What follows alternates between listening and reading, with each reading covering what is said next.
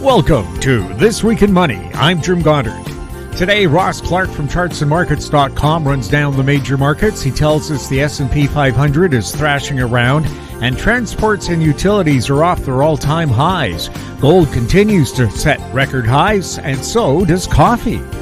Publisher of the Campbell Real Estate Timing Letter, Robert Campbell, checks in from San Diego to discuss the state of American real estate. He says prices are going higher, but slowly. He also thinks if tariffs come in and U.S. government job cuts go deep, the U.S. could see up to a 20% unemployment rate and a severe recession. Author of the second edition of When the Bubble Burst, Surviving the Canadian Real Estate Crash, Hilliard MacBeth, doesn't think President Trump is kidding when he says he wants Canada to become the 51st state. Hilliard thinks Canada should do more to develop its natural resources quicker. We'll talk to Ross Clark right after this. Don't miss out. Stay informed. Receive the HowStreet.com weekly recap with thought-provoking podcasts, radio, and articles delivered to your inbox. Sign up for the HowStreet.com weekly recap on our homepage at HowStreet.com. Welcome to This Week in Money, the source for market opinions. Here is Jim Goddard. My guest is Ross Clark from chartsandmarkets.com, where you'll find insightful market commentary and timely technical analysis. You can find him on X at Charts by Ross. Welcome back to This Week in Money. Always a pleasure, Jim. How would you describe what happened on the stock markets this week? Well, continued volatility. At the beginning of the week, we went from having 25% tariffs to no, we're going to have them, but they're going to be, 30 days from now, and who knows what it's really going to look like. So, the dollar index in the stock market just back and forth. So, here we are. The S&P is basically where it was 6 weeks ago. It's been thrashing. There's no direction in there. If we take a look at the transports and the utilities, they've both come off, in the last month or so here off their highs, and only managed to retrace back about 2/3 of the loss. So they're looking heavier than the industrials are. And as we've gone through earnings seasons, there have been a number of stocks which have managed to push through on the upside. But overall, market's tired. The advanced decline looks tired. So really, it's just a question of watching these key support levels to see if they give away. I continue to monitor that 20-week moving average on the S&P as a really important spot. If you go back in the last, 6 months, or actually almost the last year, all the way to March of April of last year, we've tested that 20-week average. What do we got here? 1, 2, 3, 4, 6 times now, and each time it's held nicely and bounced from there. So, looking right now at about the 5,800 level on the S&P. We're at 60 1/4, so there's a little bit of room here for it to still thrash around. But if it breaks 5,800, I think you're looking at the chances of a good 10 to 15% price break after that. But for now, trend is up, and be pretty narrow in terms of your stock selection. We did see that. The one market that is jumping out in terms of excess is the TSX Composite Index. That one, we've got it quite overbought in here. The monthly charts, when we look at them all the way back to 1980 and coming forward, anytime that we've been up to extreme levels like we're looking at right now, the first month with a lower low has then ended up by dropping by 10% or more down to its 20-month moving average. So I'd be pretty cautious as far as the Canadian market is concerned. I think there might be probably even more vulnerability here than over in the U.S. side. What's going on with gold? All-time highs, $2,860 in terms of U.S. dollars these days, but you want to measure it in any other currency, and it's way into all-time highs and holding up really, really well. We had that 3-month pause after we got up to 27.90. Nice, consolidation correction after that. And the next measurements on the upside in terms of consolidations and measuring the depth of the break and therefore the energy that builds up during the consolidation phase. At this point, we look at that correction in the high in 2011 down to the low in 2016. You look at the depth of that and measure up. That 27.90 was a good 100% move out of this. The next target and the big one will be the Fibonacci target, which is up at roughly 3,300 on gold in terms of U.S. funds. And that, I think, is a pretty reasonable target as we move through this year. And, we're a little overdone on the upside right now. A pause would be reasonable for, maybe a week or so. But overall, the trend is nicely intact. And the momentum that it has been building on the upside occasionally gets a little ahead of itself. But overall, the trend is there to stay, and I think you can be looking at numbers that have got a different handle on them, starting with 3,000 rather than 2,000. What's happening on the crude oil market? A little disappointing there.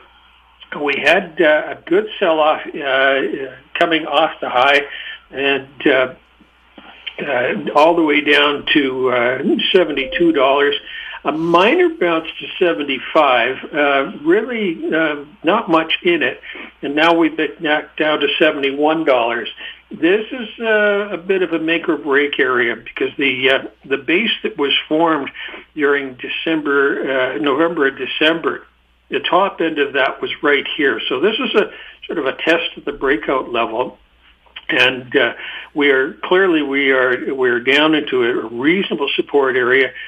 Seasonality still points to the upside for another month and a half or so, but I think it really has to hold that $71 level to look realistic.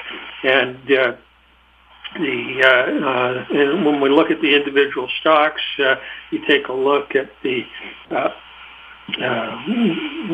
XEG, probably looking at this point. The $16.50, $17 range is a pretty important support area. And on the U.S. side of the equation, the XLE, that's down around 88, and I think that you could see a decent bounce from here. What's going on with the U.S. and Canadian dollars? Well, Monday was the big day. The currency action was to pretty important extremes on Monday morning. And, you had the Canadian dollar down dramatically, over a cent. U.S. dollar had rallied right back up to retest its high, so it's got a double top up there. And then by the end of Monday, the U.S. administration was backing off on the timing of the 25% tariff. So with that, currencies all reversed back considerably. And as far as the dollar index is concerned, it now is right back down at this point to the 50-day moving average at the support levels that we've been looking at for the last month or so. And a pretty important level for that to hold. The Canadian dollar was down under 68 briefly on Monday morning. We're back at 70 cents to close off the week. It's also testing the moving average. In this case, it's once again the 50-day moving average. You see the same type of thing over in the peso. So any follow-through on these currencies beyond these moving averages, and I think you could be looking at much larger corrections relative to the move that we've seen since September.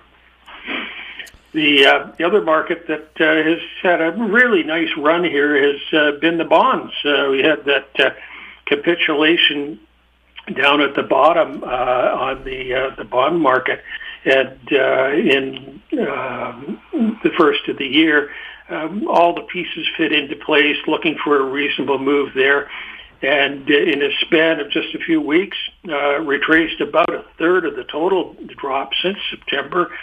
A little overbought now at this point, but I think the pullback in bonds, if we were to look at that in the next week or two, could present the next good buying opportunity. If we take a look at the bond yields, they having been at 5% on the long bond yield here a few months ago, dropped right down to 4.65. So been a pretty decent move on yields as well. But I think for now, a correction in bonds, probably looking to buy them maybe around the 113 level on the long bond contract. Well, if you still have a big can of coffee you haven't opened in over a year, it's worth a whole lot more. It's getting to be quite the pricey item here. We just over a year ago, what we were looking at $1.40 for the coffee, and we're up at over $4 right now. So pretty vertical run in particular in the last month or two, and who knows where it can go. If we look at the consolidation in the last couple of years, we've been from $2.50 down to $1.40. So you measure that one on the upside, and we're into what would be a reasonable target area at this point. But it's all about growing conditions, and who knows what it could end up being. Ross, thank you so much for the update. Yeah, we'll be with you soon. My guest has been Ross Clark from chartsandmarkets.com. You can find him on X at Charts by Ross. Coming up, Robert Campbell, next on This Week in Money. Always consult your investment professional before making any investment decision.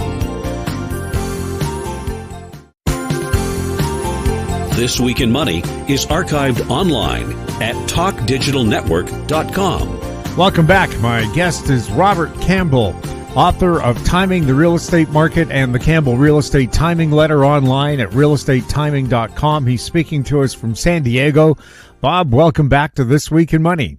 Thank you very much for inviting me. Your latest issue of the Campbell Real Estate Timing Letter was released mid-January. What's in it, and where can our listeners subscribe? Well, they can go to my website, realestatetiming.com, and what I continue for the last 12 months to look at is why real estate prices keep going up in most cities in the United States, albeit at a lower rate of speed, lower rate. And the reason is, and continues to be, lack of supply. My background, for those of you that don't know, is economics. I have a degree in economics from UCLA, but when I graduated, I was a much better volleyball player than I was economist. But since in the last 30 years, I've learned economics, and supply and demand is one of the three economic principles, one of only three economic principles that has any value. So right now, even though demand still continues to decline, which is normally well correlated with falling house prices, supply is falling in lockstep, so that we still have an equilibrium between supply and demand, and that's why prices are not falling, but still rising rather gradually. Can you remind us about your book, Timing the Real Estate Market, and where listeners can get it? Yeah, I wrote it in 2002, and back at that time, I've always been a very analytical person. I mean, my background's real estate. I was a real estate speculator developer for 10 years, doing 8 and 10 unit apartment houses and small subdivisions in San Diego County. But after the crash in the 1990s, I started trying to figure out, okay, how can I get a better handle on when prices are going to rise and when they're going to crash, and crash specifically? We can all handle rising markets. It's the falling markets that bring us closer to God and Jesus.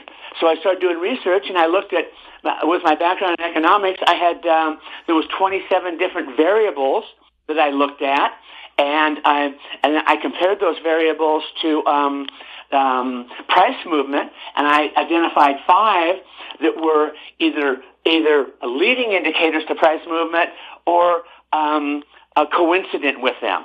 And those are existing home sales, new home building permits, notice of mortgage defaults, foreclosure sales, and interest rates. And I proved that those 3, that when combined, that if you look at them, they have about an 80 to 90% success rate in determining which way prices are going to go in the next 3 to 6 months. What do you think President Trump and Elon Musk are planning to do? What they're planning to do is they're cutting, among other things. Let's talk about the economics. They're going after waste in government. They're eliminating agencies, downsizing agencies, firing people, government workers. That I have always said that I could take 10 honest accountants, take them into Sacramento, California, go over the government books, and we could cut expenses by 40 to 50%, and nobody would even know the difference. And I'm sure that's the case in the federal government, and they're going after the waste, they're going after the corruption, they're going after the grift, they're going after the skim, and everything's going to be exposed. And we have potentially looking at us a huge downsizing in government expenses and government employment. Do you think President Trump prefers a strong stock market over a strong U.S. dollar? Well, I really don't have enough information to comment on that. I think he likes both. But he wants lower interest rates, which means a lower dollar. So would that fuel the stock market? Yeah.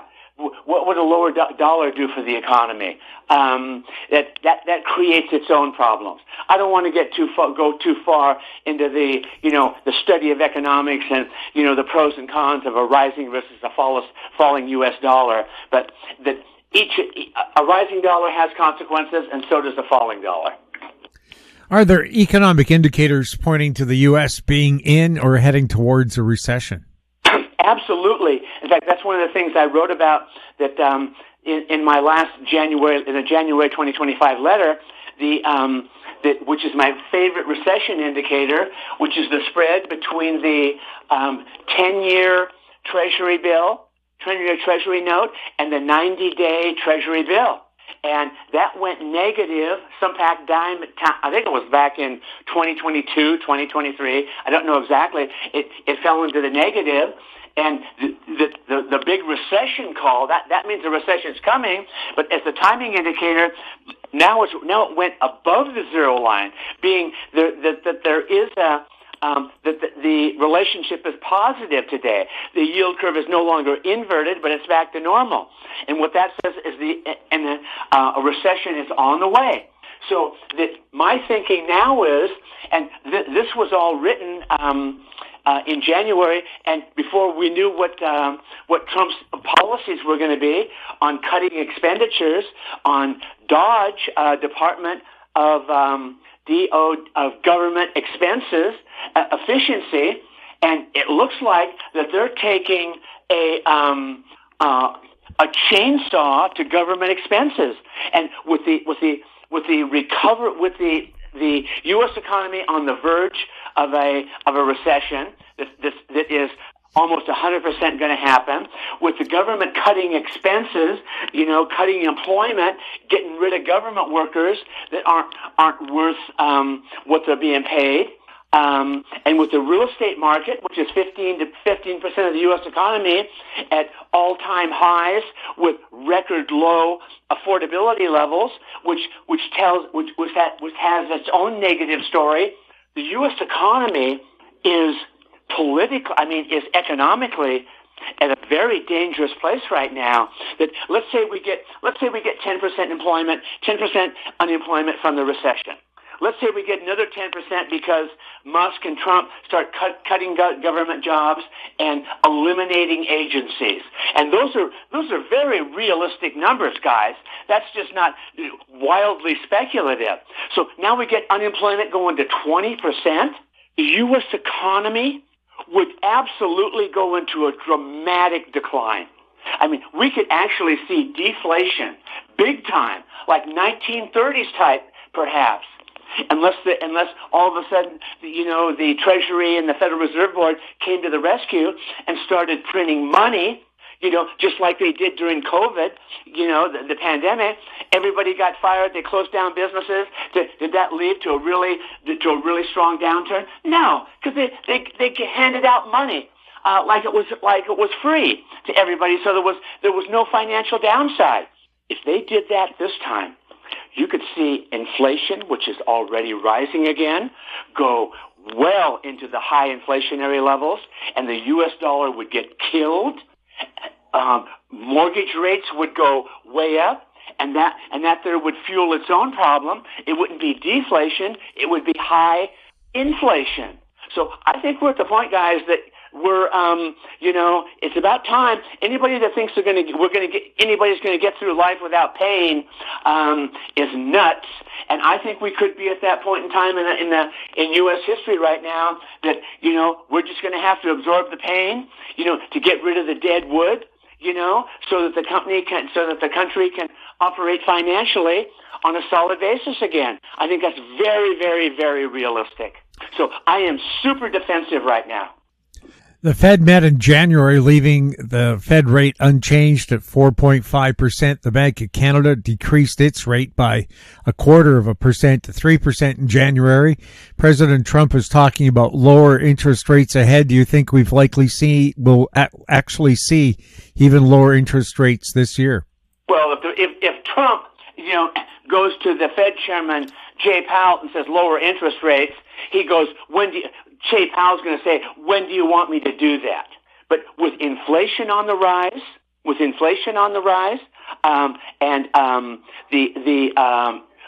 what the lower interest rates would do to the U.S. dollar and the economy, that would be a very, very poor decision. You don't lower interest rate when the rate of recession, when inflation is rising. You don't do that. The only reason they did that back in 2024 was because of the presidential election. It was pure political, 100%. And it happens all the time. I mean, like, surprise, surprise, right? Yeah, no surprise at all. And I called that out in January. Even though the recession indicators were all flashing recession ahead, I said, there's not going to be a recession. This is the presidential election year. And I think Powell cut interest rates 3 different times. Now he paused, and he's certainly not going to cut interest rates now. I mean, at least he shouldn't cut interest rates with rising inflation. So, I mean, it depends how political it's going to be. But I don't anticipate the Fed acting on their own and cutting interest rates, in the face of what we're facing economically right now. I think you might have answered this, but could unemployment levels, especially for government workers, be heading a lot higher? Oh my God, yes. I mean, let's say a general unemployment rate of somewhere between 15 and 20%. I think that's very realistic. I mean, would it be over that level for government workers? Absolutely. He's getting rid of these people right and left because it's wasteful spending. And wasteful spending causes inflation. Government deficits cause inflation. And they're starting to look into these organizations and seeing what they're spending their money on and why the deficits are so big. And the taxpayers have to fund these ridiculous crap programs. And it's not that they didn't. I think one of the things that they funded, they gave something like $27,000 to Peru to produce a transsexual comic book. If I was running the show, I'd go right down. Whoever authorized that, I'd say, let's see the comic book. What do you mean? Let's see the transsexual comic book. You gave him $27,000 to do it. I want to see the comic book.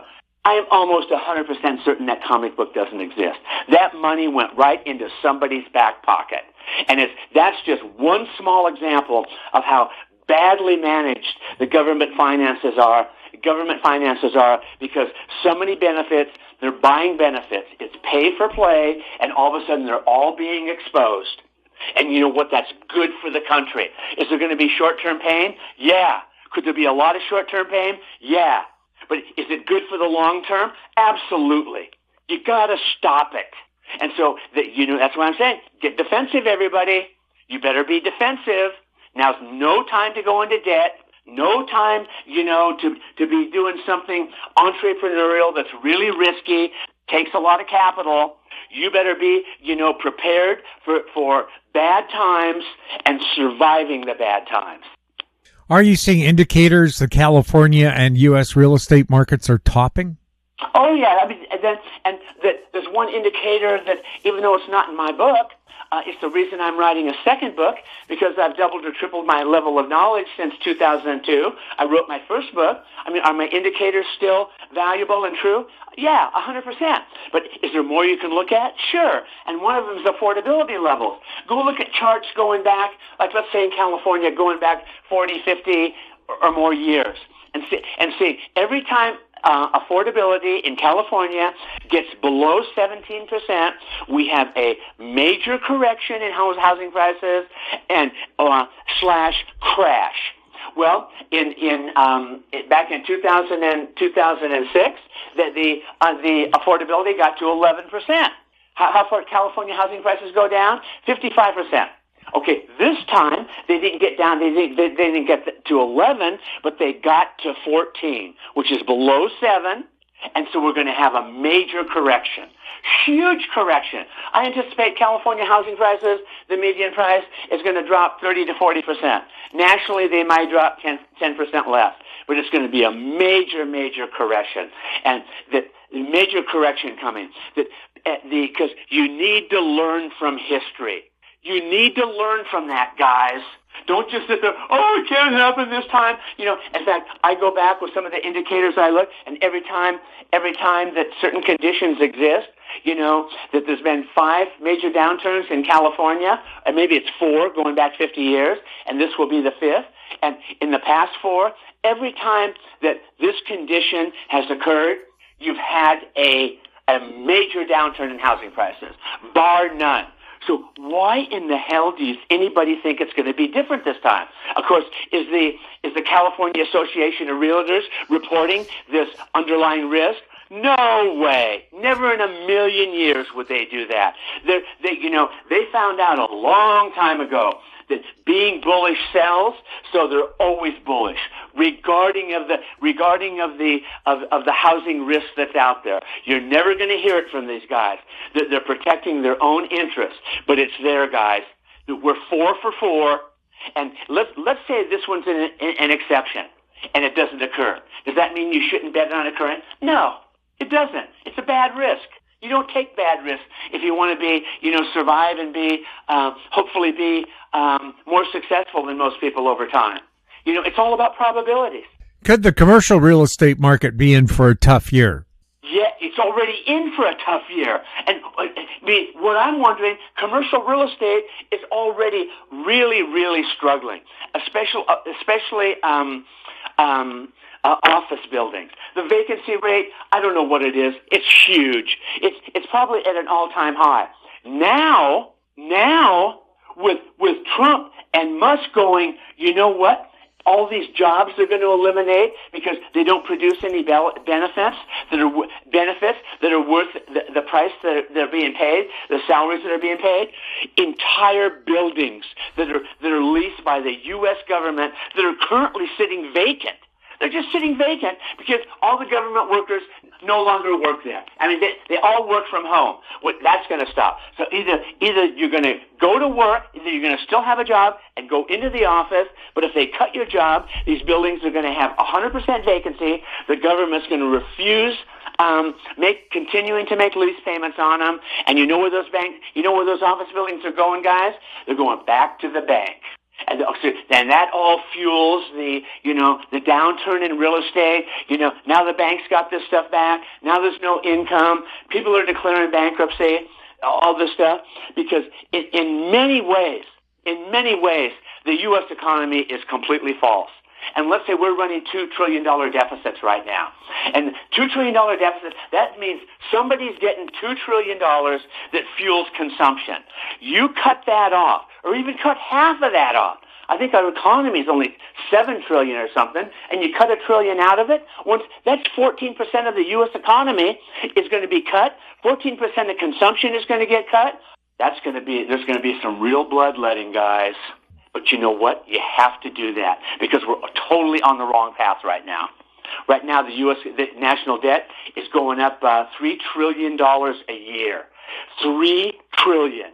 Money that can't be ever paid back. They're borrowing $3 trillion or more money to spend than they're bringing in tax revenues.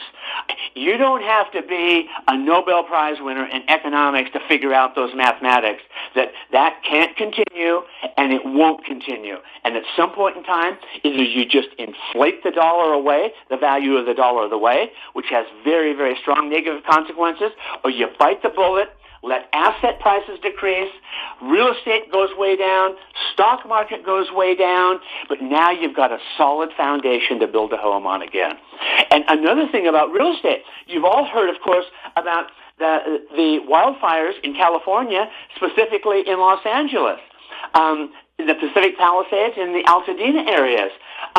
At least 10,000 homes have been destroyed. At least. It's probably more likely, in the range of 13,000 homes. Well, I come from a building background. I was born on a building site. My dad was a developer for 55 years in San Diego. I know all about it. I love the business. You have no idea what it takes to build 10,000 homes. No idea. Especially when all of a sudden those homes burn down and there's all that toxic waste from the burn. And I just found out that you not only have to remove that, you have to remove 12 inches of soil below the foundation because that's toxic waste too. You can't imagine the volume of toxic waste, especially here in California, where they'll shut down freeways for a lizard. What are you going to do with that? And as an example, that back in August 2023, the fires in Lahaina that destroyed all those homes, there was 2,700 homes destroyed by the fire. And so fast forward a year and a half, okay? 3 homes have been built. 3 homes. It took over a year just to get rid of the toxic waste, the toxic material. And where did they put it? They still haven't figured it out yet, guys.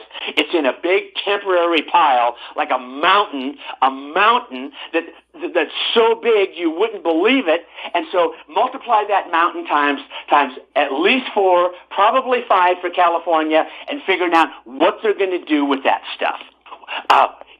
What they're going to do with it.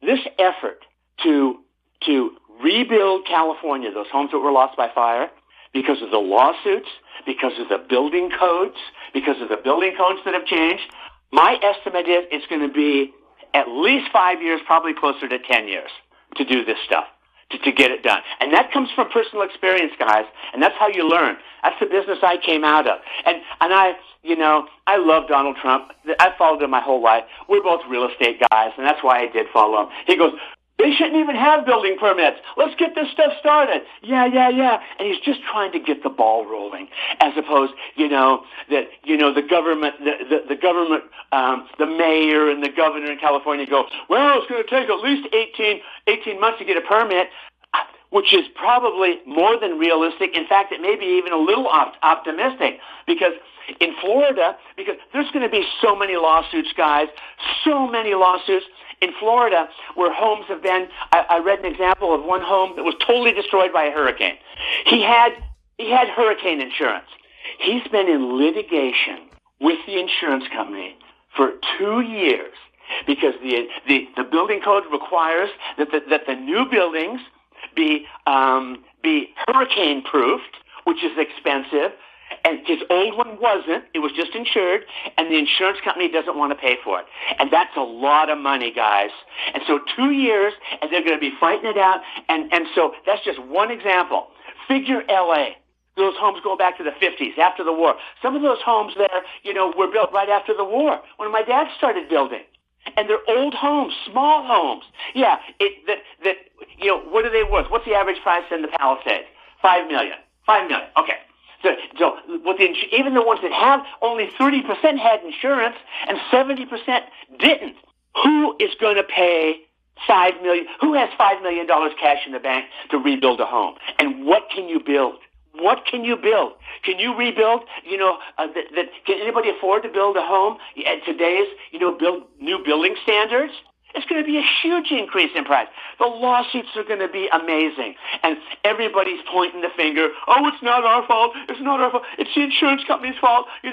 This couldn't have been prevented. The state of California was given, $4 or $5 or $6 billion to execute things that would prevent or minimize the cost of wildfires. You know how much of that those billions were spent on doing that? Zero. So all this stuff is coming to a head right now. All this stuff is coming to a head. You got 12,000 homes that need to be replaced. I don't know where and the long term the effects, both short term and long term. What is this going to do to California housing prices that are already super inflated? And nobody knows. The only way we're going to know is to monitor the key variables that I follow, and we're going to let the market tell us. So are we going to know in advance? Yeah, we're going to know 3 to 6 months before everybody else. But otherwise, it's just pure speculation and pure guesswork, and I refuse to play that game. Real estate's 15% of the U.S. economy. President Trump is tightening the southern border, and now deportations of illegals are underway. Does the construction industry rely on illegal immigrant labor, and what could the ramifications be from this crackdown? Absolutely. That's why I wanted this question included.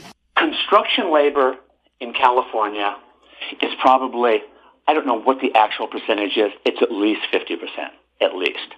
In my business, when I was developing, I used Hispanic labor all the time. Are they good workers? Yes. I'll take a Hispanic worker with 20 years, a Mexican worker with 20 years experience over a non-Hispanic guy all day long. So all of a sudden now, let's say you're going to crack down on these guys. Now there's not enough people to build the friggin' houses. Because all the Hispanics, for either they're going to get deported physically or they're going to leave on their own because let's say you have a wife and kid, and you have a wife and 3 kids, and you work in the construction industry, and you know they're coming after you. Would you rather leave on your own terms or have Tom Homan come and put you in a bus and send you, either you or your family, separate and all that, or go on your own? I think there's a potential for a lot of these people are going to be leaving on their own. Who's going to build the houses? Who's going to do the low-paying agricultural work in Central California? I guarantee you 90% of those people are illegal. And if they start rounding them up, the crops are going to rot. There's going to be a food shortage. This is all big stuff, guys. This isn't minor speculation. If they start deporting these guys in the numbers that we're talking about, I mean, we could lose 10, 20, who knows how many. And the reason the way he's doing it right now, he's not going out to Central California and deporting the guys that are in the fields picking strawberries, that are doing something, at least they're doing something productive. He's going after the criminals. First things first, and that's really, really smart. And he's getting rid of them, the most dangerous people. Okay, let's say we've gotten rid of 5,000, 10,000, I don't know, 500,000, I don't know how many of those guys, the criminals that the other countries have gotten into our country because they don't want them. We get rid of them. What's next? Then it's going to be the farm workers. Then it's going to be the construction workers. Then it's going to be everybody else. We could have a huge labor shortage, just not enough people to build houses. So when we're talking about, let's say at minimum 10,000 houses to be rebuilt in L.A., and this is all going to be done in 2 years, make me laugh. Make me laugh. You know how much material's got to be brought in? You know how much labor's going to be brought in? On a 2-lane road, actually it's 4 lanes, 2 lanes each way, Sunset Boulevard. I went to UCLA. I mean, I know what that road is. That's a beautiful, beautiful area, and no freeway goes into Pacific Palisades. None. I mean, it's very private, very exclusive, and Sunset Boulevard goes right down to the beach. Right down to the beach, and once it hits the Coast Highway, right on the ocean, there's very expensive houses, and just go like 3 or 4 miles north, and you have Malibu. So we're talking about a lot of money, guys, and all of a sudden, the material needed to build 10,000 houses, it's almost unimaginable. How are you going to get it in? Who's going to do the work? So, I mean, we got a huge challenge on our hands, and it's going to be so interesting to see how this all turns out.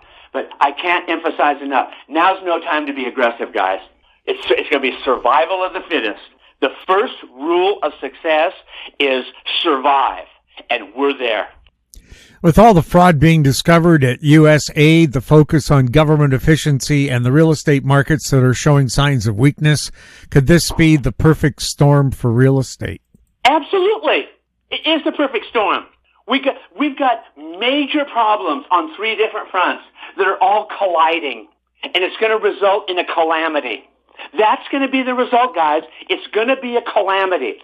We've reached our limit with respect to how much fraud we can tolerate, how much waste we can tolerate, how high housing prices can get, how we can just ignore money that's been given to us. Fires are the biggest risk in California. It's not earthquakes, it's fire. What have we done in the last 5 years to mitigate or minimize that risk? Zero. Why not? It's because the money was redirected elsewhere. Paying illegals, $3,000 a month for room and board, free health care, and all these other crazy woke policies that are coming to an end that nobody can afford. So the 10,000 homes burned down, and that interestingly, 90% of the people in California, and not in California, 90% of the people in LA, in the Palisades in particular, very, very, when you say they're wealthy, yeah, they're wealthy. They're wealthy because they own a home there. Are these people that were entrepreneurs, were in business a long time, that generated high income, and that's why they have a lot of money? No. They bought a home in the 50s or 60s. They still live there, and when they bought it in the 50s or 60s, in the nice area there, their home was worth, let's say, $100,000. Now it's worth $5 million. 100% of their net worth is in that house. A lot of them. Same where I live, in Del Mar. Del Mar has the oldest population in California, in San Diego County, right on the coast. My ex-mother-in-law, she and her husband bought a home in Del Mar, Ocean View home in Del Mar, back they built themselves. I think it goes back in the 60s. And what did they build it for? I don't know, like $100,000. What's it worth now? $7 million. These people aren't. You know what? If anything happened, if they lost that home, no way she could afford to rebuild that home. So this could dump an amazing amount of supply on the market. And I'm just thinking supply and demand, guys. I know that's the foremost principle that operates, that controls price movement. Supply and demand. We could have unbelievable supply hitting the market. Like all of a sudden, if the government shuts down the Department of Education, here in California, in the last 20 years, there's been 5 times as many administrators jobs created as teachers. Those administrators are extremely well paid. Extremely well paid. Another unproductive part of the government. Those guys make on average $150,000, $200,000 a year, and they live it up. They all have nice homes and things like that. And you know what? If all those guys were eliminated, and I would eliminate 95% of them, they're going to lose their homes. And all of a sudden, here comes the supply onto the market.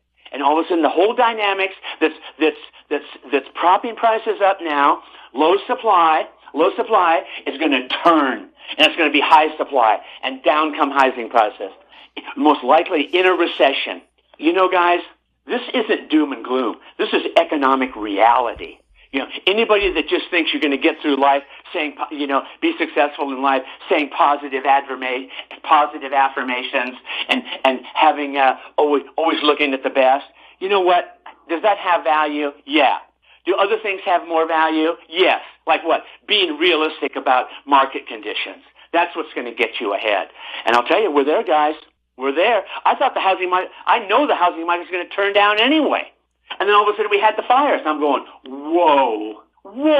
Then all of a sudden Trump's taken office and he's slashing jobs, slashing departments. They want to cut $1 to $2 trillion out of the U.S. government. I'm going, oh my God, it's the perfect storm. The perfect storm is in front of us right now. And you watch. It's going to happen. Is it possible to flip homes in a down market and come out ahead? I did that back in the 1990s. Now, not everybody has my skills. I mean, I know how to build a house. I mean, is building a house, does that take high IQ? No. With enough bananas, you could teach a monkey how to build a house. But I bought a home that the San Diego real estate market turned down. The peak of the market was in 1990. I purchased a home in 1990. This is before I was into real estate timing. I was just a builder, just living large, you know. I bought a 5,000 square foot home on a 1 acre piece of land on the first hole of the Solana Beach private golf course. Nice piece of property. I paid $500,000 for that home, which was a lot of money back then. I spent a year of my time, full year. I didn't do any developing at all. I was just working on that house. I worked on that house for a year. I did about half the work myself. I hired the other half out to subcontractors.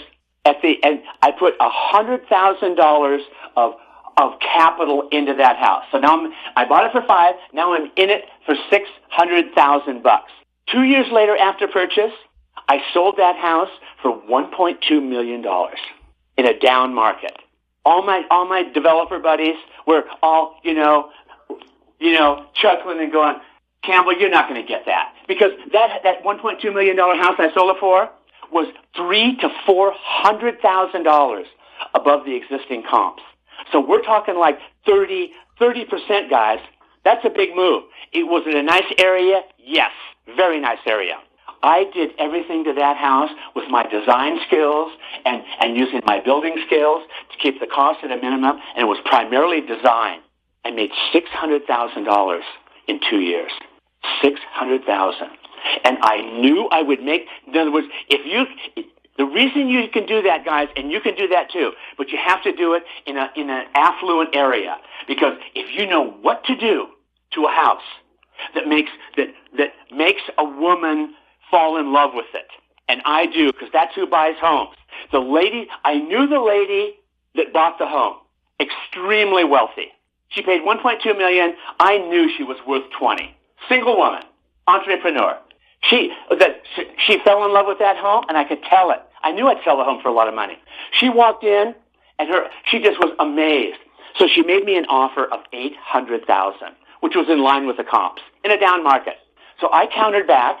I was asking 1.2 for $1.195 million. I dropped the price $5,000. She countered back at $1 million. I dropped the price another $5,000. She bought the home. She bought the home, guys, and I knew she would. And she sent me a note afterwards that I'm going through some of my stuff right now. And I'm reading to you guys. Bob, you were right. I truly do love this home. I want to thank you for building such a beautiful residence. I acknowledge your expertise and combining all the materials and levels and light and air and space. It's delightful. I see beauty everywhere I look. Okay, I know not everybody has that. That's a skill that's my best skill. but I did it, and I made $600,000, and I would do the same thing. So that's it. So that's what you can do, guys. I mean, I made my best real estate deal, my most profitable deal was in a down market, but it did take skills. What do you think the current herd psychology is in the real estate market? It's still bullish, and that's what controls the market, guys. It's market psychology. It's not clear, objective, and rational thinking. When people are positive, thinking the prices will keep going up, they will go up, even if everything says they won't. And when I think they're going down and ready to turn to the upside, they'll keep going down as long as people keep thinking that.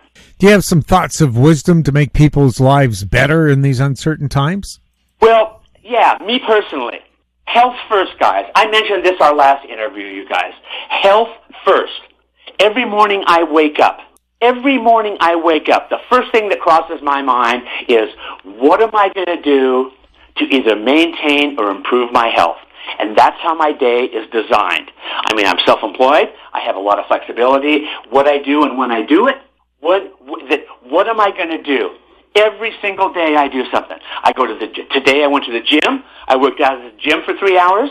And on other days, 5 to 6 days out of the week, I do hard cardio. But what I'm doing right now, guys, I think this is going to blow your mind. Friends think it's going to blow your mind. I injured my throwing arm almost 2 years ago. I can't throw a base. I can't. My surgeon tells me, because I want to play in a over 65 hardball, fast pitch league. I know how to play baseball. I'm good at that's my best part. So I want to play in that league. And when I met with him last, he said, I don't want you playing baseball anymore. And I don't want you throwing a football anymore. And I said, why? He said, at your age, he said, that is a very serious injury you're recovering from. And it still hurts, guys, after 2 years.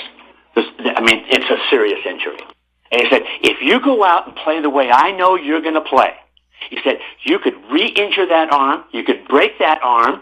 There's a 2.5-inch pin that's 3/8 of an inch thick replacing your elbow. He said, if you screw that up, you're going to lose the function of your right arm, and you're going to wish you never did this.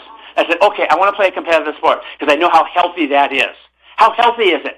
He knows that. I said, what sports can I play? Because he's an ex-pilot like me. He goes, what sports can I play? He said, well, you can play pickleball or golf. And my jaw kind of dropped, and I just kind of turned my head and looked over at him, and he started laughing. He goes, I know you're not going to do that. So what I'm doing, guys, to stay young, physically healthy, and keep a good attitude to moving forward so that the quality of my life is super high, and I can play baseball at a high level, I'm learning how to throw with my left hand. It's going to take me 6 months. Good for you. 6 months.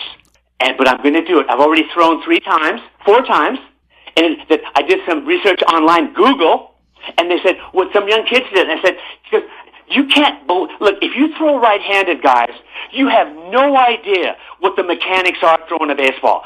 So many mechanics are going by. You reach back, you go forward, you follow through, and then you follow through there. It's all backwards, and it's a difficult thing.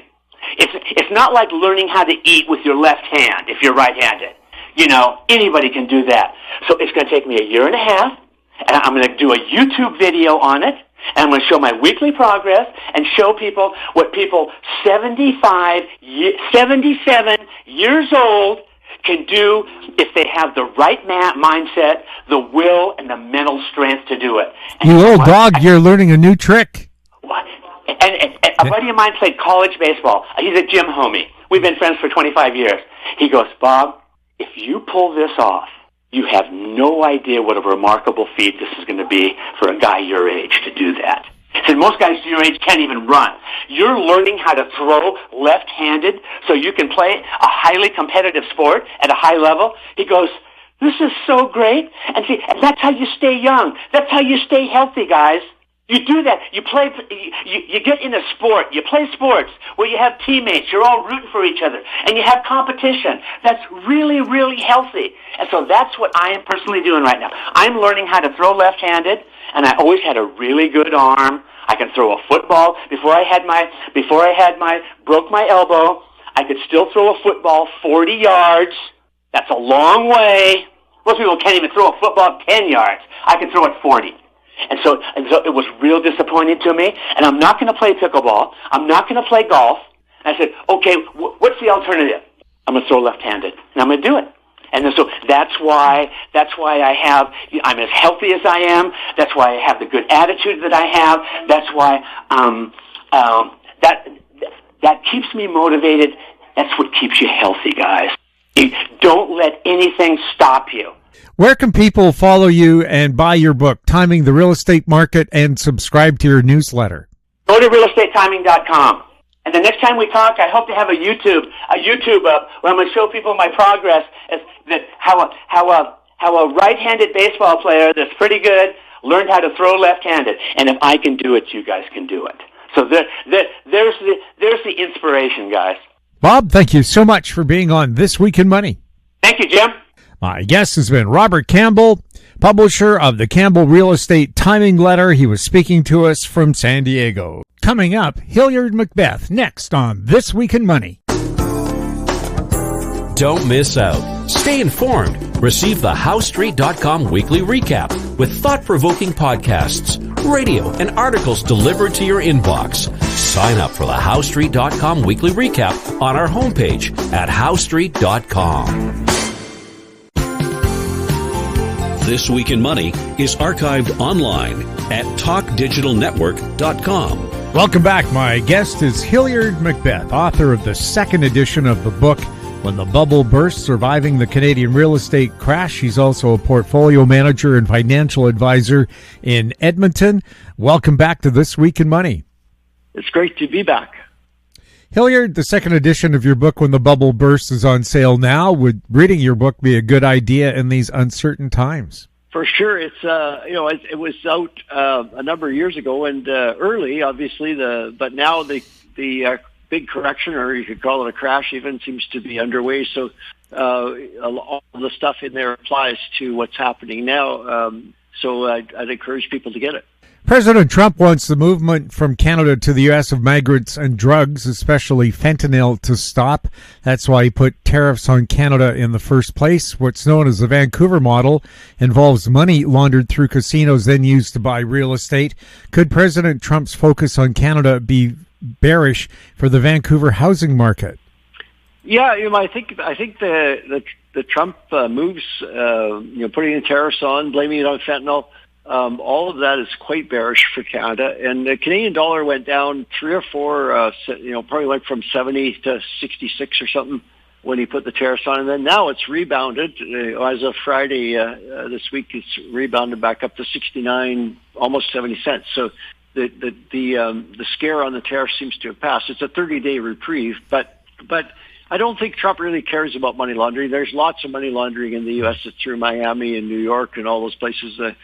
Canada, Vancouver is probably kind of small potatoes compared to some of the money laundering that goes on in the U.S. So I doubt that he cares about that. But he does seem to care about Canada, and people are wondering if he's trying to get his hands on the resources. All the metals and oil that we have, and the water and everything. He's made so many conflicting statements. It's hard to narrow down what it is he's actually after. But it appears to be that he's quite serious. It isn't just a joking thing, as some people claim. He's seriously going after Canada and expects something from Canada, but he hasn't quite. But I don't think it's just stopping the fentanyl.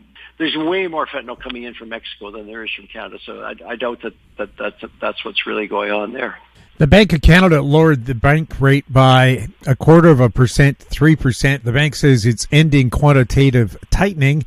Do you think this will cause the banks to be more liberal when it comes to mortgages? Well, the problem the banks have is they have to find customers, right? And the customers have to qualify for the loans. And so if they're charging 5% for a mortgage, the banks have to find people that qualify at that level. And it seems like the problem the banks have right now is that the real estate prices are too high in relation to the amount of money they're willing to lend. So the banks have appraisals, they have appraisers, and when the times are good, the appraisers always appraise a little bit high, and when the times are uncertain, the bank sort of nudges them to maybe be a little bit more careful on their appraisals, and that's what's happening now. So the the people are unable to qualify. And of course, the banks, they don't say it out loud, but I just cannot imagine that they aren't worried about a recession. The Canadian economy has been in a recession, if you adjust by population growth, for quite a number of quarters. It's probably a year now. And so the banks must be worried about that. There hasn't been a huge jump in bankruptcies or foreclosures yet, but on the residential side. But it is starting to happen in the business side. So the banks are just like other organizations. They tend to get too bullish at the top of the market and too bearish at the bottom of the market. Are insolvencies rising, and are insolvencies a red flag for the economy? They sure are, and they're a bit of a lagging indicator, though. They don't really capture it early. So it takes people a long time from when they first miss a payment to when they actually end up declaring personal bankruptcy or going through a consumer proposal or something like that. So one of the better indicators I find of early is the amount of balances that people are carrying on their credit cards. And unfortunately, in Canada, we don't seem to have that data. I haven't seen it, but in the U.S., it is released regularly. And there's been a huge surge in the number of people and the amount of money that people are carrying on their credit card balances. Normally, most people pay off the balance every month. They just want to get the points, right? All of us do that. Yeah. But when they get into trouble, they find that they can't pay off the things, and they start accumulating debts that carry over from one month to the other. They start paying the interest rate, which can be as high as 24% and or higher, and that really starts to bite. But when you see that, and we are seeing in the U.S., and I suspect the same thing's happening in Canada, that's a very strong early warning sign. But in the actual foreclosures, or what they call power of sale in Ontario, it hasn't. There's a bit of an uptick, but it's from a very low level. We haven't seen that, but that'll be a late indicator. The credit card balances are a much better early indicator. Yes, people are getting a new credit card to pay off the old credit card. Yeah, they call that kiting. Apparently, in the accounting business, you have 14 different cards, and you flip from one to the other, and they even have a term for it, kiting. And when times were good, people didn't care about any of that stuff. It's just everything went fine because your house price went up and you paid off the credit card balance. But now the house prices are sliding lower a little bit or flatter. All the difficult situations are starting to show up. Should the Bank of Canada raise interest rates to support the Canadian dollar? I don't think they can. I mean, there's so much debt outstanding. That's one of the big things I talk about in my book is the incredible increase in debt over the last 20, 30 years in residential and in corporate debt in Canada. Canada's in the top 3 in the world in private sector debt, and that is the most dangerous kind of debt. Government debt is not as dangerous as private sector debt, but generally all the people want to talk about is government debt. But the government can print their own money, so it's not a big problem. But private sector people, whether they be a business or a household, they can't print their own money, and so that would be a difficult thing for the Bank of Canada to raise interest rates when people are struggling to pay their debts. And I don't think it'll happen. I think what will happen is we'll see a recession, and interest rates will actually come down. But of course, in a recession, interest rates come down. Nobody wants to borrow money, or a lot of people can't qualify for a loan. As I said a few minutes ago, the banks get much tighter on their requirements for qualifying for a loan. So they as I say, the banks they'll only lend money to people who don't need to borrow money, right? So. Prime Minister Trudeau says President Trump is not joking when he says he wants Canada to be the 51st state. Is he joking? Well, I was talking to some Americans recently. I was down in Mexico, actually, met some Americans, and they said, one of them asked me, so how do Canadians feel about this? And I said, well, my answer was they're very angry about this. A lot of people are very angry about Trump's musings about the 51st state and all that kind of stuff. And the response from the American was, he's just joking. He's just joking. I don't think he's joking. Justin Trudeau, who's talked to him several times, would have a better handle on whether he's joking or not. And other people have been down talking to the American officials, but he doesn't seem to be joking. And what I don't know what's behind it. What's pushing him? I don't know. I suspect there are other people around him that are pushing him, business people maybe. But there's a number of things. There's 4.2 million barrels of oil a day that goes south to the U.S. and to refineries in the U.S. And that's a very significant amount. That's about 20% of all the oil that the U.S. uses. They use about 20 million barrels a day, and 4.2 come from Canada. By far the biggest import segment of any of the people that export to the U.S. So he's watching that. And then I think there's other things he wants. He wants the minerals. He wants the water. There's Columbia River Water Treaty just expired in September of 2024, so about 5 months ago, and it's up for renegotiation. There's a provision in there that they will the agreement stays in place for another 10 years if they can't they negotiate. But they've been negotiating for a while now, and the water comes from BC, goes down into the U.S. It's very important, and Trump has mentioned water as well. So there's a lot going on. It's hard to tell what's going on inside of the head of Donald Trump, but I would take it seriously, even though a lot of people say, "Oh no, he's just kidding." Numerous condo tower clusters have been built with more in the works. Hearing that 55 to 60% of those developments are owned by investors, what do condo investors do in severe market downturns? Well, they're in trouble. I mean, the one of the big things that happened in this cycle, which didn't happen in previous cycles, the last really difficult cycle we had in the Canadian housing market was in the 1990s, but there weren't very many condos, and this thing that's called a pre-construction assignment wasn't happening at all because the pre-construction purchases were just not a thing back in the 90s. So what people have done is they bought, let's say it takes 4 years to build a condo tower. They would buy in year one, and they would put down a down payment, and then they're on the hook for the full purchase. So what happened in Toronto, more than Vancouver, I think, was they built these tiny 500 square foot condos. So in Ron Butler, one of the famous mortgage brokers in Toronto, calls it the dog crate condos, and nobody really wants to live in them. But these investors are buying them to rent them out, and now the problem is that they were selling a 500 square foot condo for $700,000, which is just crazy. So they put down their deposit. They're committed to buying at $700,000. Well, the highest appraisal now they can get on those condos is about $500,000, and that might even be stretching it. So the banks can't complete the mortgage because they can only lend on the $500,000 value, not on the $700,000 value. And so the people are looking at walking away from their deposits. But there's a problem with that, and that is that the condo developer, the seller, has every right to go after them. So say in that example, the condo ends up selling for $450,000. The whole difference between the $700,000 commitment and the $250,000 would be the responsibility of that person that put that pre-construction commitment down payment on. And so it's going to cascade or ripple through a lot of different situations of family, and it's only coming to light in the last few months. And a lot of these buildings, there's so many buildings now that are just coming into the time when they're being completed. There's very few new buildings being constructed, but the ones that were committed to 4 years ago, 3 or 4 years ago, 2022, 2021, after COVID, those ones a lot of them are completing this year and next year. And there will be some personal bankruptcies and big problems because of it.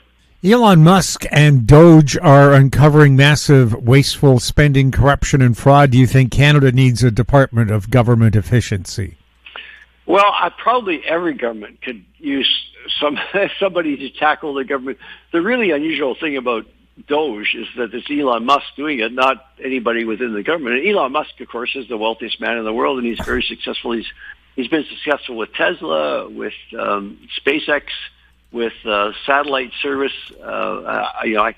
There's more I can't think of right now, but about 7 or 8 companies, and most of them have been successful. It's up in the air whether he's been successful taking over Twitter and X, but even that looks like it might be starting to become a success. So he's probably the right guy to do it, but the way they're going about it is kind of crazy because so there's about 3 million federal government employees. There's another 20 million plus state and local employees, but those state and local employees in education, healthcare, and policing and all that, some of them, if not most of them, rely on transfers from the federal government to the state and local governments for their salaries. So if they start cutting, half of the federal, so that's a 1.5 million, half of the 3 million, and then a significant percentage of those local, 25 million state and local, because of the cutbacks on spending, it creates massive unemployment. There's going to be that alone would cause a recession. So I think people are misunderstanding. The government is a significant part of the economy. 20 to 30% of the economy is government spending, whether it be employment or transfers or payments or whatever. In the U.S., it's a big part of Social Security, that sort of thing. If Elon Musk is allowed to go through and cut all that back, even 10%, you'd have a massive recession. It would be the worst recession since the Great Depression if that happens. Now, both Trump and Elon Musk have said there's going to have to be short-term pain in order for long-term gain. So maybe they're willing to take a very severe recession in order to get around that. I think in Elon Musk's history, there's been several times when he's done that, whether it be Tesla or with Twitter X, now called X.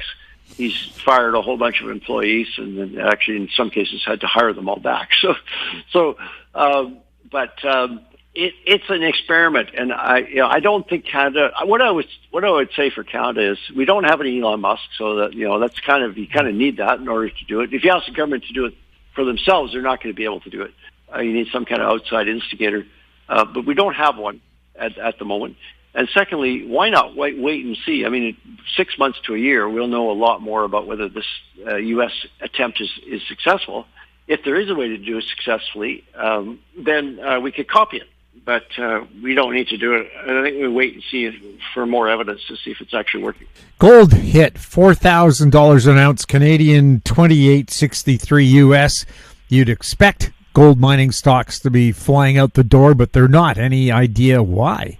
Well, we have a significant, in our investment advisory business, we have a significant holding in gold mining stocks. And I always felt that the positive side of gold mining stocks is that you get the production, the gold production. That's the only place gold comes. Well, the main place gold comes from is from these mines, and they're hard. Gold mines are extremely hard to find. So the people that have them have a special place. They have a special cachet in that. And secondly, even better, is when the price goes up, the value of those companies go up because their reserves that they have, proven and probable reserves, they are based on the price. So at $2,000 an ounce, I'm just using U.S. dollars, their reserves are smaller, but at $3,000 an ounce, their reserves expand substantially. So they could issue a new report with their annual report saying, hey, we got these extra reserves because they're allowed to include them under the rules.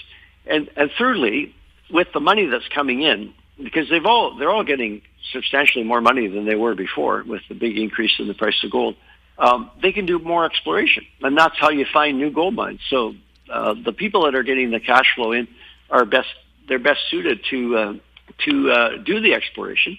And sometimes it's an existing mine, and all they have to do is do some step out drilling, and they can add those reserves.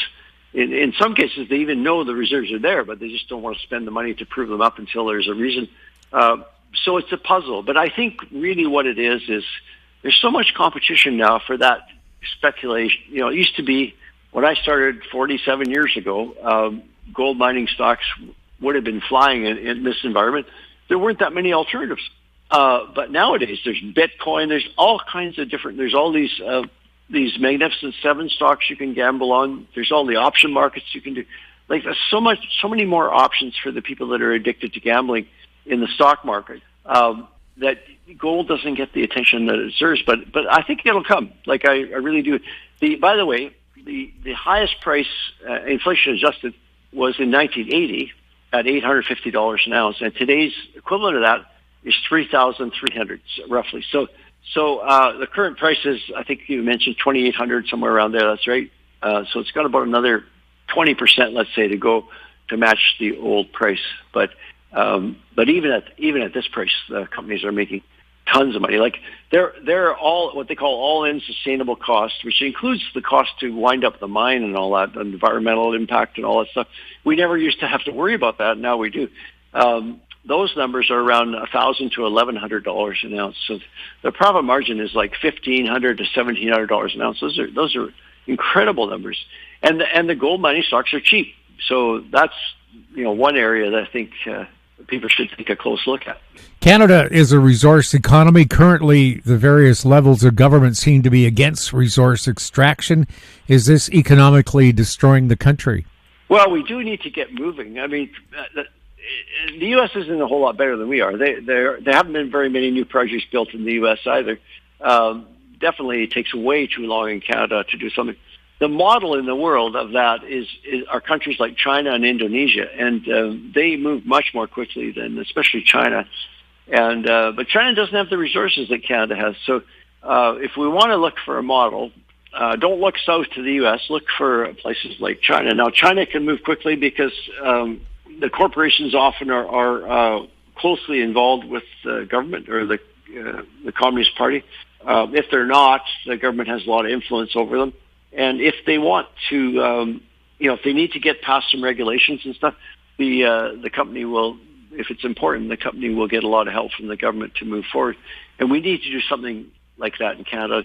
There are some legislations there obviously during the Second World War, for example, there was legislation passed that permitted the government to move much more quickly and the private sector to move much more quickly in order to get things done quickly enough to win the war.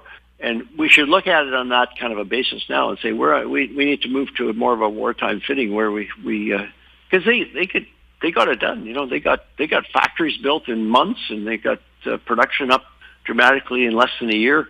It can be done, and but it's under the current situation. Of course, it's not going to happen unless something changes. How important is it to remove provincial trade barriers in Canada? Before I became a stockbroker in the 1970s, I worked briefly for the Alberta government. And in the government department I was in was called Federal and Intergovernmental Affairs. And we had meetings back in 1975 or whatever year it was I worked there. It only lasted, I don't think I quite made 2 years, a year and 3/4 something, about getting interprovincial trade barriers removed. And there was always an obstacle. And about every 10 or 20 years in the last 50 years it's come up. I don't think it's that important. I don't think it makes that much difference. I mean, I saw a number today. It said it would release $200 billion into the Canadian economy, and that seems very high because that would be about a 10% increase in GDP. I don't think so. I think there's reasons why provinces are protecting, like BC protects its wine industry, and Ontario protects its wine industry, and so on. I can't think of too many more examples, but the dairy industry. I mean, it would be nice to wipe away all those barriers, but the real where the big money is internationally. In our part, our biggest trading partner by far is the U.S. to the south, and other international. We should be really focused on developing, like copper, for example. Copper is going to be very important in the build out of all the infrastructure for the electrification of the world, and copper, way more copper in an electric car than there is in an ICE car because of the electric motors. So that's something that we really need to get going on. There's copper mines in Canada, and there could be more copper mines in Canada. There could be developed BC and Quebec and Labrador, and that's the kind of thing we should be working on. The interprovincial trade barriers, I wouldn't waste too much time on that. Well, one of the big barriers I heard is trucking regulations are different in every province. So if you're trying to ship something from BC to Nova Scotia, the truckers have to reconfigure their truck. They work different hours. They can have different weights, sometimes different tire sizes. It's very hard to ship Nova Scotia lobsters to BC via truck. Much easier to fly them because you don't have to jump through all those steps. And I would like cheap lobster. Or cheaper. The ones that fly in are more expensive than they need to be. Yeah. So I don't know about that. That's kind of interesting. That makes me think of the who is it? Is it Russia or somebody has a different gauge railway, and they have to unload all the boxcars at the railway comes up, and then the gauges don't match up. And I think they did it deliberately because they didn't want the military to be able to roll in, and roll through. They deliberately made their railway gauge different. But I mean, that kind of thing could be done, but it's not going to change. It's not going to add billions of dollars to the Canadian economy. That's why I say there's so many urgent and pressing things happening. Relationship with the U.S., development of some of these opportunities in resources that could be fast tracked. I think the interprovincial trade barriers are down the list. If there's a top 10 list, they'd be in number 11 probably. In a recent podcast, car reviewer Doug DeMuro thinks the trend will continue towards electric vehicles over internal combustion ones. Do you agree? Absolutely. Every country in the world, with almost without exception, is you're seeing increasing numbers of electric cars. Now, there is a bit of a slowdown for Tesla because people are so mad at Elon Musk. He's losing, like his flirtation with the far right in Germany has caused electric cars that have Tesla logo on them drop 59%. But in China is the biggest. So China manufactures over 20 million vehicles a year. Some of them you wouldn't want to have in North America, but more and more they're the kind of cars that would be completely acceptable to North Americans. And they've got SUVs, and almost all of them are electric or hybrid. And so as they become available, people will realize, hey, it's a different product. It's not like you just take an internal combustion engine car and stick an electric motor in it. The car itself is a different experience. And once people get that, and then also get realize how much lower the maintenance costs are and things like that, it'll spread very quickly. And Canada's way behind on that. So, like, the U.S. is way behind, and then Canada's behind the U.S. So at least the U.S. has Tesla, but North America is way behind, and of course North America is the biggest per capita user of oil. About half of all the oil consumed goes into cars and light trucks. So the transition in North America is very important, but we don't have any significant number of electric vehicle plants in Ontario, where most of the car manufacturing is done. So I'm not sure how to get that going. And I think with the change in the administration in the U.S., even the U.S. is slowing down in its there was a whole bunch under Biden. There was a whole bunch of investment credits going if you built a battery plant or a electric car manufacturing plant. But Trump is threatening to reverse that. So it's probably going to be China and other countries that'll increase their lead. China already has the lead, and North America's falling behind. But even then, 5 years or 10 years from now, North America will have to catch up and follow. They won't be the leader, that's for sure. Hilliard, where can people follow you? I'm on X under HMACBE, and I put out a weekend note. You can connect with that there. And also, I've started to try out a new one called Blue Sky, and it's the same handle, HMACBE on Blue Sky. It doesn't have all that harsh Elon Musk-driven, very far right-wing. What would you call it? Propaganda. Yeah, well, I mean, I'm trying to be fair. Yeah. Combative. As somebody said, if you go on live on X, it's only a matter of hours before somebody calls you a retard. Right? Yeah. But on Blue Sky, it's not like that. It's very gentle. It's probably made for literature professors and people like that. But it's kind of comfortable. It's laid back and all that. So anyway, those are the two that I'm most active on. And, Blue Sky, I find a lot of pictures of cats and foxes. Yeah, with the occasional penguin thrown in. I saw one little like a 3-year-old child right next to the emperor penguins. That's what's on my phone right now. Yeah, and that's the kind of thing. And sometimes we need a break from all this contentious argumentative stuff, and so I go there. So, world peace through penguins. Yeah, exactly. Hilliard, thank you so much for being on This Week in Money. Thanks, Jim. My guest has been Hilliard MacBeth, author of the second edition of the book When the Bubble Burst, Surviving the Canadian Real Estate Crash. And that wraps up our show for this week. We'd like to thank our guests, Ross Clark, Robert Campbell, and Hilliard MacBeth. And thank you for listening. If you have any questions for the show or for our guests, you can send them to info@housestreet.com. I'm Jim Goddard. We'll be back next week with more This Week in Money. Comments made on This Week in Money are an expression of opinion only and should not be construed in any manner whatsoever as recommendations to buy or sell any financial instrument at any time. Archived online at talkdigitalnetwork.com. This Week in Money is a production of Howe Street Media Incorporated. Executive producer is Tom Allen.